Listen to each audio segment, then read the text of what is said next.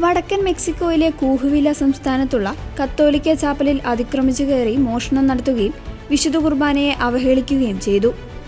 അഗാധമായ ദുഃഖത്തോടെയും ഞെട്ടലോടെയുമാണ് പ്രാദേശിക സഭാ നേതൃത്വം ഈ വിവരം പുറത്തുവിട്ടത്.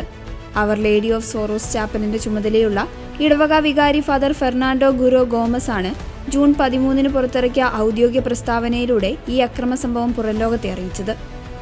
അക്രമികളുടെ ഈ പ്രവൃത്തി പ്രദേശത്തെ വിശ്വാസി സമൂഹത്തിന്റെ വികാരങ്ങളെയും വിശ്വാസത്തെയും ആഴത്തിൽ മുറിവേൽപ്പിച്ചതായി അദ്ദേഹം പറഞ്ഞു. സാൾട്ടല്ലോ രൂപതയ്ക്ക് കീഴിലുള്ള ദേവാലയങ്ങൾക്ക് നേരെ നടക്കുന്ന അതിക്രമങ്ങളിൽ അവസാനത്തേതാണിത്. കഴിഞ്ഞ കുറച്ചു വർഷങ്ങളായി ഈ പ്രദേശത്ത് പള്ളികൾക്ക് നേരെ വ്യാപകമായ അതിക്രമങ്ങളാണ് റിപ്പോർട്ട് ചെയ്യപ്പെടുന്നത്. മുൻപ് 3 വർഷത്തിനിടെ രൂപതയിലെ വിവിധ ദേവാലയങ്ങളിൽ 13 മോഷണങ്ങളും അതിക്രമങ്ങളും നടന്നതായി സാൾട്ടല്ലോ ബിഷപ്പ് മോൺസിഞ്ഞോർ ഹിലേരിയോ ഗോൺസാലസ് ഗാർസിയ വ്യക്തമാക്കിയിരുന്നു. അതിനുശേഷം റിപ്പോർട്ട് ചെയ്യപ്പെടുന്ന 4ാമത്തെ വലിയ സംഭവമാണിത്. അക്രമം നടത്തിയവർക്ക് മാനസാന്തരമുണ്ടാകാൻ പ്രാർത്ഥിക്കണമെന്ന് ഫാദർ ഫെർണാണ്ടോ വിശ്വാസി സമൂഹത്തോട് ആഹ്വാനം ചെയ്തു. കുറ്റവാളികൾ ചെയ്ത ഗുരുതരമായ പാപത്തെ ഓർത്ത് അവർക്ക് പശ്ചാത്താപവും ദൈവവുമായുള്ള അനുരഞ്ജനവും ഉണ്ടാകാൻ വിശ്വാസികൾ പ്രാർത്ഥിക്കണമെന്ന് അദ്ദേഹം ആവശ്യപ്പെട്ടു.